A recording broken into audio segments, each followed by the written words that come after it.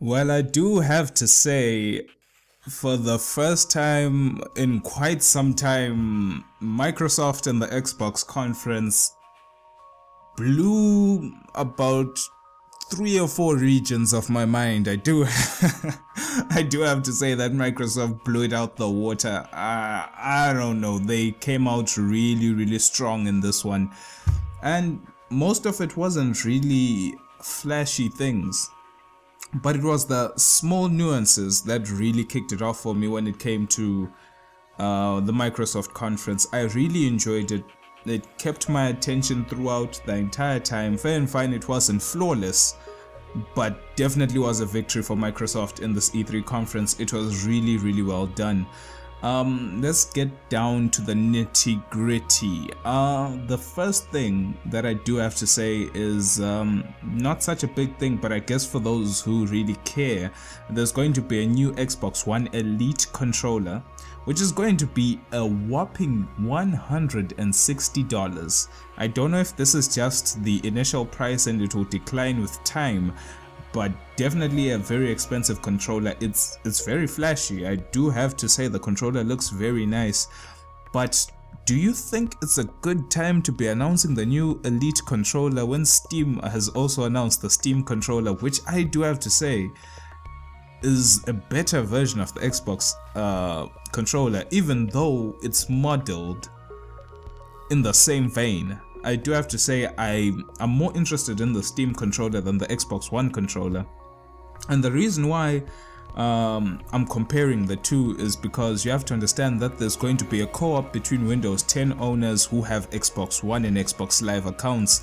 with their games, their data, their account data, synchronization, streaming. So if that's the case, then which controller would you rather buy? The Xbox One Elite or the Steam controller if you're using Steam? I don't know, only time will tell with that regard. It's very confusing as to what will happen, but I do have to say the controller looks really flashy. And after that they were like, okay, let's kick it up 5 notches up in here, and they announced backward compatibility of the Xbox One to Xbox 360 titles. And this isn't just one of those situations whereby if you had an Xbox Live account with the Xbox 360, you can now play your digital games on your Xbox One. True, you can do that with this backward compatibility function, but to put the icing even deeper into the cake, you can have backward compatibility with your retail discs. Your Xbox 360 discs will work after you install these firmware patches that will be released in intervals throughout time. This is really amazing. The sad thing about it is that back in the days, for example in the era of the PlayStation 2, backward compatibility was something that was expected. It's like, oh, I had a PlayStation 1. Why can't I play my PlayStation 1 on my PlayStation 2? This was just common sense. But with the evolution of the tech, I would assume things got a little bit tricky, a little bit more difficult to maintain, and hence why backward compatibility is something that's been lost throughout time. Hence why the only it's quite sad really, the only people who can have a constant library of games which doesn't change throughout time are PC gamers technically, because PC is not really a platform. You just play the games on whatever account you have. It doesn't matter what computer you have, as long as it can play the game, it will play, whether you're using Windows XP, Windows Vista, Windows 7, Windows 8, fair and fine, things are changing, whether it's 64-bit or 32-bit, but your games will still exist, and computers can have multiple partitions of different operating systems, so your games will work throughout time no matter what. But this is something that's been lost throughout consoles, and I'm glad to see this, because now you can ask yourself as an Xbox One player, since maybe the games that are being released, they're not really interesting you. Well, this year's worth of gaming isn't really interesting you, but you had a very large catalog of games on your Xbox 360 that you couldn't play. With these firmware patches that will be coming in intervals throughout time, you'll be able to play your games without even having to buy the HD remasters and spending even more money on buying the same game twice or thrice or how many ever times. I do have to say though, this is something that's supposed to have been expected from day one, as it's something I grew up with. The backward compatibility option is amazing. I really appreciated that, even though the funny thing is, even though I don't have Xbox One myself, I really enjoyed that. Now, in my Bethesda video, I talked about how Fallout 4 is looking really amazing, and even though I wasn't a big Fallout fan, it was interesting. Now they talked about some exclusivity things with Fallout 4 and Xbox One, or should I say the XBONE. Fair and fine, I'm not a big fan of exclusivity deals. I find that that's one of the biggest dick moves you can do, but I guess people have to make money in this world, and one day I'll need to make money too, so we might as well learn from the best. But what they said is that there will be modding support for Fallout 4 on Xbox One. Now people might say to themselves, how is that such a big deal? You have to understand that modding communities in the past usually strived on PC gaming, as with PC gaming you have unlimited access to your data and files that exist on your hard drive because it's yours, and there's not much data encryption that developers can do to block you away from that data. As soon as it lands on your hard drive, you can manipulate it in any way. But when it came to consoles though, there is a lot of firmware and encryption data that is installed within the console, which restricts you in many ways from manipulating the data of the game. And fair and fine, people have found ways to jailbreak these certain systems, but this isn't considered legal and could get you in trouble with whichever manufacturer of the console that you have. But now they're actually accepting that we have a network with the Bethesda network. If any people upload certain mods for the PC version, for example, of Fallout 4, and these mods are approved and are well received by the community and the moderators at Bethesda Network, these mods will also be set up at the marketplace for the people on Xbox One to download onto their system. And the thing is, Fallout 4 is such a humongous game. With all these mods, this means that you'll be playing the game for even longer. This is the way the game looks already. If it does turn out good, this looks like a game people will be playing for years to come. But you add mods, that's more years, and I don't know, a part of me gets scared. It's like there comes a point when there's too much, and I don't know, it might intimidate people like me who don't like certain things going overboard with content. You have to live your life. Your life isn't Fallout 4. As much as the game may look good, your life is not Fallout 4, and you really have to balance your time. And I guess they really are pushing for the longevity on this one, which I guess could make certain people sad, in the sense that if you're looking at the longevity that they're pushing for, that means if after you enjoy and finish Fallout 4, Fallout 5 you might not see it in a very long time, maybe 5+ years. Nah, that's even too little, maybe 7+ years to the next Fallout 5. Don't quote me on that, but hey, with the way things are going, that might just be the case. Hadouken! And one big shocker that came out of the Microsoft conference was the Dark Souls 3 trailer. Fair and fine, I had already heard about the rumors of Dark Souls 3, and then soon after that we saw some articles confirming that it's ready for E3. I was already hyped for the game. We were waiting for it and we're excited. We're like, Dark Souls is coming, here we go, here we fucking go. And then it came out on the Microsoft conference, the trailer that is.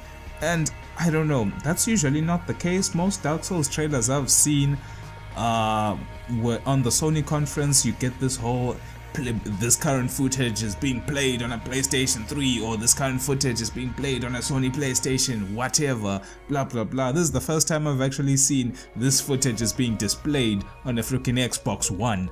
And I don't know, I guess it's cool. It's Bandai Namco and From Software showing that there's no specific brand loyalty. Fair and fine, there can be contract agreements in the regards of Demon Souls and Bloodborne, but with the Dark Souls series, they're showing that they're not really tied to any specific platform, and Dark Souls 3 has been announced for the PlayStation 4, the Xbox One, and for PC as well. So the video I was talking about before.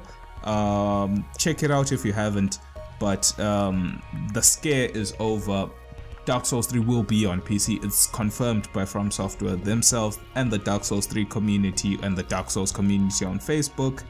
And I'm glad to hear this. And it was a bit awkward to see it in the Microsoft conference, but overall, really good trailer.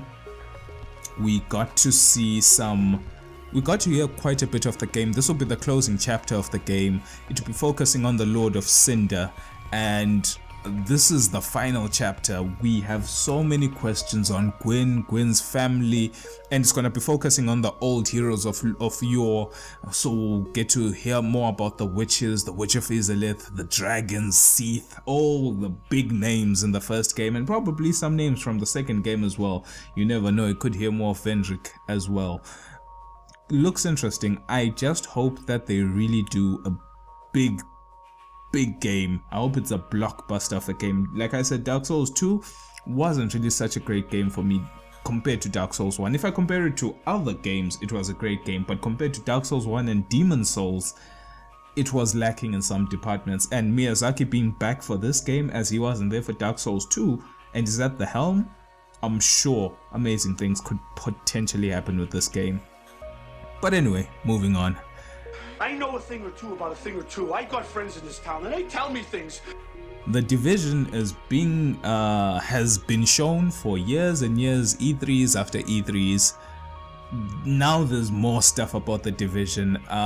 They were talking about the exclusive beta, which will be coming out to all Microsoft followers, i.e. Xbox One players, which should be coming in December. So if you've been a big Division fan and you've been following Tom Clancy's works and you're like, I really want to play this game, then at least you get to know that you play the beta in December. There is no release date of the specific game yet, unless I missed it. I haven't heard of it. It's not, I don't know, it's not out yet. I'm sure there should be more information on the Division. Yes, they will be on when I talk about the Ubisoft conference. But moving on, October 13, Rainbow Six Siege will be coming out. I'm sure more Tom Clancy fans are going nuts right now. More tactical shooters. This is more squad based, close quarters, 5-on-5 multiplayer, very tactical, and potentially could move in well with the esports scene.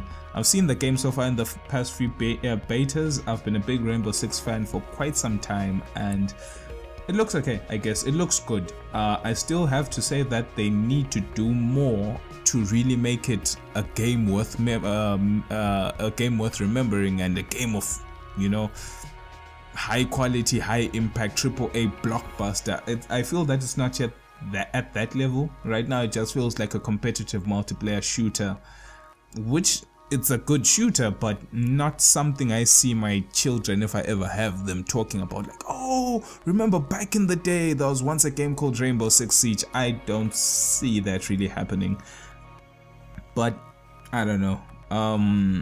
October 13, look out for that. Only time will tell. And they were really pushing the interaction between Windows 10 and Xbox One, streaming services, account synchronization, account data, managing your friends, managing your screenshots, sharing information, screenshots, videos, streaming. Everything they were really talking at length. And the thing about this as well is that they were trying to use this outlet of sharing data by giving a lifeline to indie developers to develop games which will be cross-platform between Xbox One and Windows 10. So just imagine there'll be some cool indie game that your friend has on Xbox One and you are using Windows 10, and you have that exact same indie game, and it could be a co-op game, and you get to get some cross-platform play with your devices, and you can stream to each other's devices, sending each other pictures, videos, and other people to watch as well. I hope this interaction works well, and I hope that Windows 10 has a longer and better lifespan than Windows 8. I'm not really a big fan of Windows 8 after using it for quite some time. I honestly don't like it. I wish I had stayed with Windows 7, but I guess decisions had to be made. I don't know. Windows 10 looking potentially potentially gonna improve on Windows 8, and with the tie-in with Xbox One, with the XBONE, things could get better, I guess. And on that regard, with the whole tie-in with Windows 10 as an operating system, and as you know, some of the biggest digital distributors on PC gaming, Steam, Origin, Uplay, etc. Especially Steam is at the forefront of this green light early access games on Steam, whereby a developer can make part of a game. Maybe they are in the beginning phases of development of a game, and then they go into the alpha, pre-alpha and beta stages where they're still fixing the game and testing it and implementing things before main release. Early accesses let players or the public be the testers of these games, but not for free. You gotta pay for doing other people's jobs. I'm not a big fan of early access, but early access is apparently coming to consoles now within the form of the Xbox One. But the difference between this early access, from what I understand, compared to what happens on PC, is that you opt into an early access game. Let's just say the Bizarre Adventures of the Star, whatever game it may be. Then you have a specific period of time, maybe a few days or maybe even a few hours, to play the game for free. If you enjoy what you have, if you enjoy what you've experienced, you can now buy into the game, similar to what you do with early access on Steam, and continue playing the early access until it's released, with patches, updates coming your way as the developer sees fit. But if you don't like the game, you don't have to buy it. If that's how I understood it, and if that's how it is, then I'm okay with that. That's similar to how demos have been back in the day, whereby there was a demo disc that would come maybe with a PlayStation magazine. You'd enjoy the game, and if you feel that, hey, the demo of a certain game was really nice, you can go out and buy the actual game or its expansion or whatever it be. You can do that as well. And talking about going into the whole demo thing, I feel that they should just go back to the old system, to be honest with you. The reason why I feel that early access and such systems are being implemented is because they make money. You're paying people to test games and fix broken games. I mean, you are being paid by people to fix your games, and what's the point of giving out demos for free if that's the case, if you can make money out of demos? Some people have made such great profits with early access without the game actually even being officially released, i.e. DayZ. I don't know. Warzy is another very dubious example of some people who took people's money and ran and never even released the game that worked properly. I don't know. The old demo system was safer for consumers, and no one was fooled in that regard. But anyway, things do change. Even back in the day with the old demo system, the final game could be different, but at least you didn't have to pay for the demo. For God's sake, I don't even know. Tomb Raider coming 2014.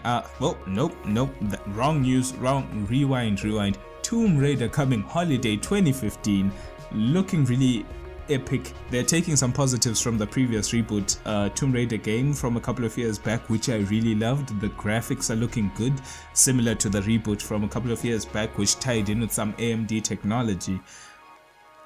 And they're going with the Rise of the Tomb Raider, that's the title. They're trying to show you the build up of what made Lara Croft the Tomb Raider that you grew up knowing back in the 90s. And I guess this leaves with a lot of room for lore, story and narrative. These are the things that they really want to push onto the public. The story of Tomb Raider, the story of Lara Croft, the story of her friends. You don't really, when it comes to the older Tomb Raider games, you don't really know who her allies and old friends and mentors were. But with these two with the previous reboot and this game, they're really delving in deep into the narrative to explore the inner workings of Lara Croft, to find out how she ticks, how she thinks, what motivates her. I don't know. There's gonna be some tough competition between the Rise of the Tomb Raider and Uncharted 4. Let the competition come. I'm eager for that. I want the companies and the corporations to push each other to the extremes to produce a very good game. And I don't know. It looks great. I hope it will be good. there's no point in hoping a game will be bad because that's just one less game to care about. But you know, if all the games come out well and they give what they promise, then I'm sure a lot of people will be happy no matter what platform it is, whether it be the Xbox One, PlayStation 4 or any other device, mobile, PC, whatever, you name it. I hope that things really boost up and get people happy and get the corporates money, I guess, because in the end they want their money and we want their game. So let's have a win-win situation in that regard. There's going to be more cross-platform implementation, but not through the indie developers, but there'll be more cross-platform implementations of the Xbox One and Windows 10 and Xbox Live through Fable Legends. Fable is a franchise that's been known for many years. Some of the older Fable games were really amazing, well done games, and some were not really all that good, but Fable Legends is bringing in account synchronization on both your Xbox One and your Windows 10, so you can sync up your friends, you can sync up your data, your profile data, all the videos, images, shared data that you have on one account, you can synchronize it to another through both your platforms, and through the multiplayer and single player campaigns you can be progressing the game. For example, let's just say there's a weird scenario whereby your computer's in your home, but sometimes you visit your friends or relatives where there's an Xbox One, and you can log into your accounts through in both terminals, the Windows 10 and the Xbox One. You can still level up, do your multiplayer, increase your stats in your game, get your achievements on your PC. Then when you move to your relatives, you can just pick up where you left off, continue the game and finish it, and when you go back home to your PC, the game is finished, and then you can think to yourself what to do next. More cross-platform implementations. Like I said, so far I'm seeing a lot of what the Xbox One is having to offer with this cross-platform implementations, but I'm still yet to see the performance of Windows 10 itself as an operating system on PC. If it goes badly, if Windows 10 doesn't release well and goes badly, similar to what happened to Windows Vista, this will extremely hurt the potential that Xbox One has for its player base and the Xbox One users. I don't know, it's a really tricky situation. Right now Xbox One is hinging ever so slightly on the success of Windows 10. If Windows 10 is a beast and is well done, then I'm sure Xbox Live will kick up through the roof for those who can use it and have good enough connections and have all the infrastructure to do so. Some heavy technologies coming in through HoloLens, Oculus Rift and other VR devices. They had a live demo of showing how HoloLens will work with Minecraft, and they were talking about how the next Minecon, or the Minecraft convention, which is Minecon, will be the biggest event they've ever done for Minecraft, and HoloLens will be there and people will get to use it. So Minecraft users just blow up right now. You can just flip the switch and boom, because you're gonna have a good time if you go to Minecon, and I'm sure there'll be a lot to discuss and a lot to show, because from what I saw from HoloLens, it's really amazing. Technology has come a long way in such a short period of time. Well, not really a short period of time, but through the existence of humanity, a lot has happened. And for the last two bits of news, big Gears of War reveal. We get to see the next Gears of War, and I do have to say that I never played a single Gears of War game. That's a lie, I have, but I've never owned a Gears of War game. But I've always been interested in Gears of War, not really for its single player, but for the esports scene that evolved out of it. I've had some time watching some esports of Gears of War, and I do have to say it was entertaining, it was fun and very competitive, and I feel that this next Gears of War game, if it can live up to what the older games did and build upon it, I'm sure the esports scene of Gears of War will inflate again and be popular. And if that happens, I'm getting back into watching that, and I'm sure there'll be a lot of good fun to be had. The graphics are looking good, the handling of the characters is looking good, the controls look okay. I can't say because I haven't felt the controls for myself, but from what I've seen, the controls look good, and potentially the combat is going to be great and gruesome like previous Gears of War's games. And I'm sure people are happy for this. This is something that's many people have been waiting for this for years, and I'm sure it's really gonna be a good thing. And one last final thing for the Microsoft conference, which I actually believe is a big win for gaming as a whole, as a pastime, as a hobby, as a way of life. And Forza, or should I say Forza, is a motorsport car racing game simulator. Many games have there have been many Forza games, and the Ford GT has been an iconic car in mankind as being one of the classic, all-round very good racing sports cars. And Forza, the new release, has showcased and revealed the new Ford GT, because the last Ford GT was made many years ago, and Forza was there to reveal the new Ford GT in real life and in the game. That just blew my mind. That's some Inception stuff right there, but it was a big win for gaming as a whole. People are taking gaming seriously now. Multiple corporations, whether they have something to do with gaming or not. In this case, it was a car developer.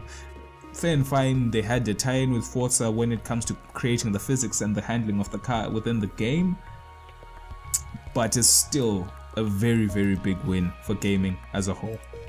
Well, anyway, I've been talking for far too long, and I guess I'll see you guys at the Ubisoft conference talk and summary.